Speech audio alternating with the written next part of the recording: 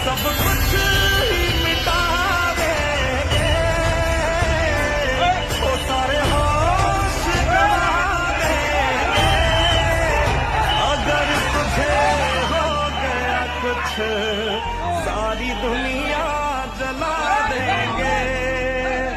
अगर तुझे हो गया कुछ सारी दुनिया जला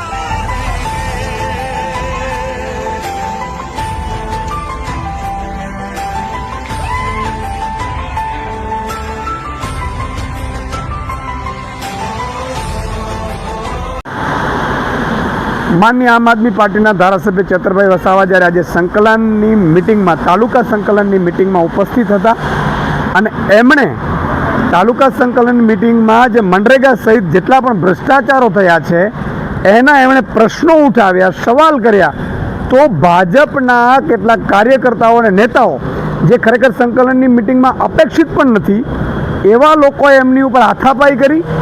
ચેતર વસાવા ભ્રષ્ટાચારની સામે અવાજ ન ઉઠાવે, એમને સવાલ ન કરે, એમની પોલ ના ખોલે એટલા માટે થઈ અને ચેતર વસાવા ઉપર હલ્લાબોલ કરે છે ભાજપના નેતાઓ કાર્યકર્તાઓ.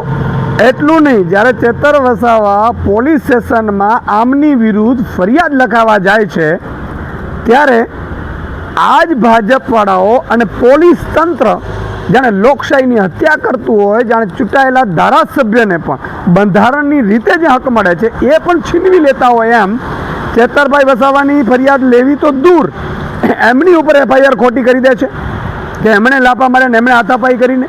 આ શું થઈ રહ્યું છે? એટલું નહીં, આ પોલીસ ચેતરભાઈને એના પરિવારને કે એમના વકીલને પણ મળવા નથી દેતી, સીધા જિલ્લા મથકે લઈ જાય છે. આ કઈ પ્રકારની લોકશાહી છે? ભાજપ આટલી તાનાશાહી કરી રહી છે. ભાજપને એટલું અહંકાર આવી ગયું છે કે બાબા સાહેબે આપેલા બંધારણને ઘોડીને પી જવાની છે. આ ખરેખર આ લોકતંત્ર છે કે ઠોકતંત્ર છે ખબર નથી પડતી. ચેતરભાઈ વસાવાને અત્યારે મળવા દેવામાં નથી આવતા. ચેતરભાઈ વસાવાને ક્યાં લઈ ગયા છે, કોની સાથે લઈ ગયા છે, એમને વકીલને પણ મળવાની છે. શું ભ્રષ્ટાચાર સામે અવાજ ઉઠાવો?